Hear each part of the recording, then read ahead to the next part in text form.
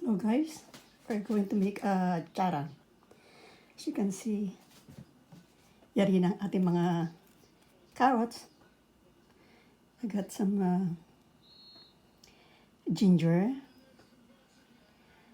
pepper, that's garlic, onion rings, and na-prepare ko na yung papaya na ibabad ko na for overnight. Wala na yung mga dagta, so na pigaan na rin siya para mawala yung mapait na lasa ng ampalaya. Now, na-prepare ko na, so the mixture is ready. Right? Lalagyan lang tayo ng konting pepper.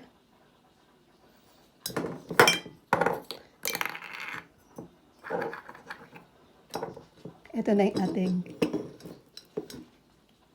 sterilized container. We can use salt or any other salt. I'd rather use apple cider vinegar. And naka-prepare na yung ating, what do you call this? Vinegar.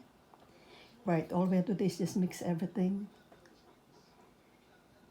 in this container. And then, saka natin i-mix yung brine. Nakagawa na ako ng brine. I'm just finishing the brine now.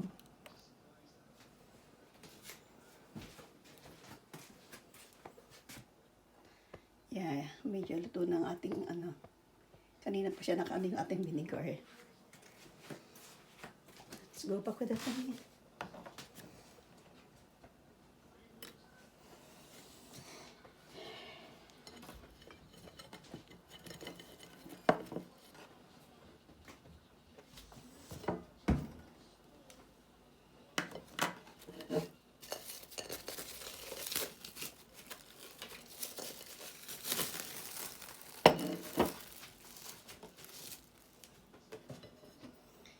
You can mix them all.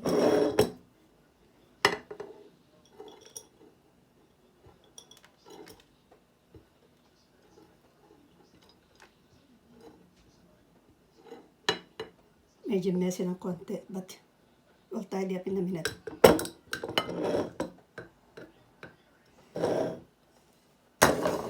Let me wash my hand.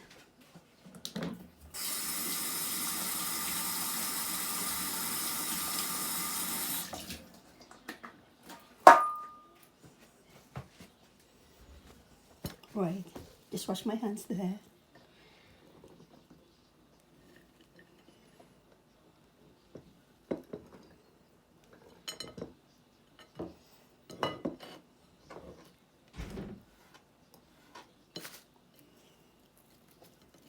It all depends on yung paano siya ilalagay.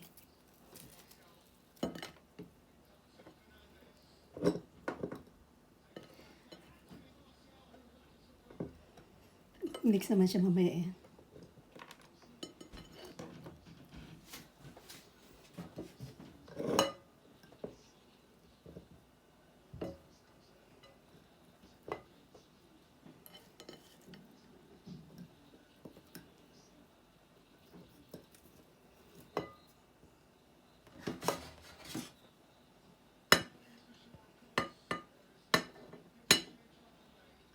Mas maganda kung naka-prepared na siya lahat. Para isang one-way system na lang siya.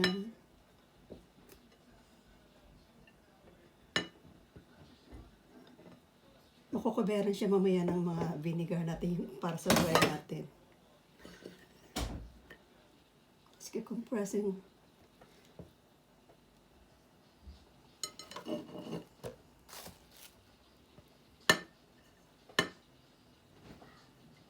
And if you want to put some raisins, pwede rin. So it's up to you.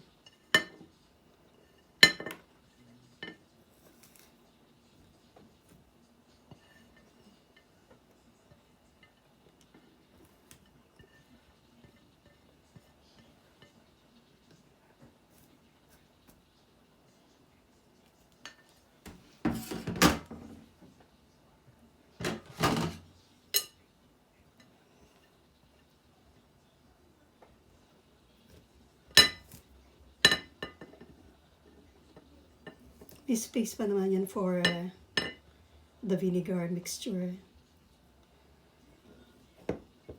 See, all you have to do is just keep pressing it.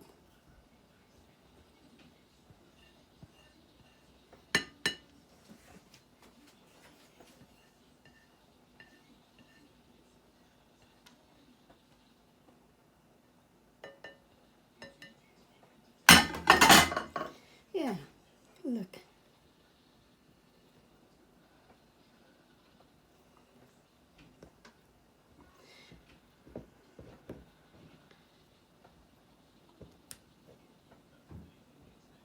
Yeah, that's what it looks like.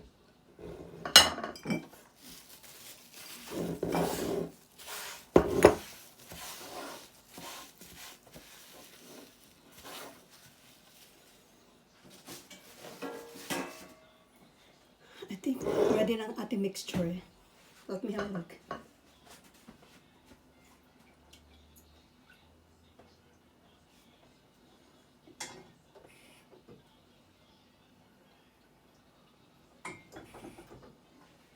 Yeah. See, nagmelt na yung sugar and salt. So I can put them here. Pwede na siya ilagay kasi yung init ng galing sa vinegar,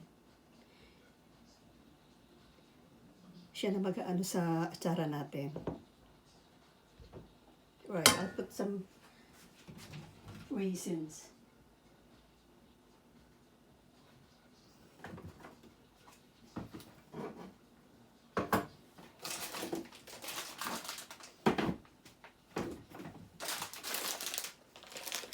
This is our raisins, right? You can put as many as you want, but it's a small one. Panlasa lang.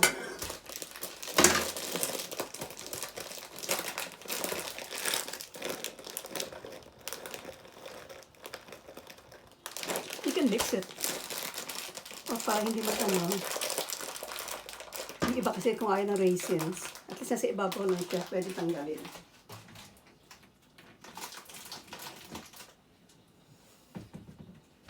Alright.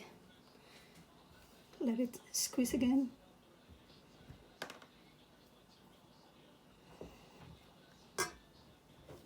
Once you compress them, much better, isn't it? Alright, we're gonna pull this one down.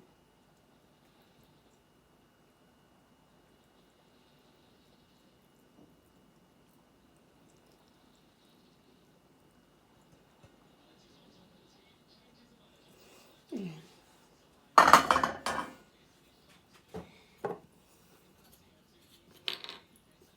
You can add some more. Finishing touch.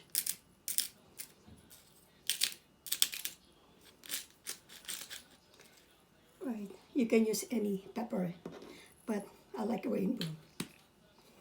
And then already add the salt. Yeah, and then you just cover it. Then you seal. And if you want some more, there you go.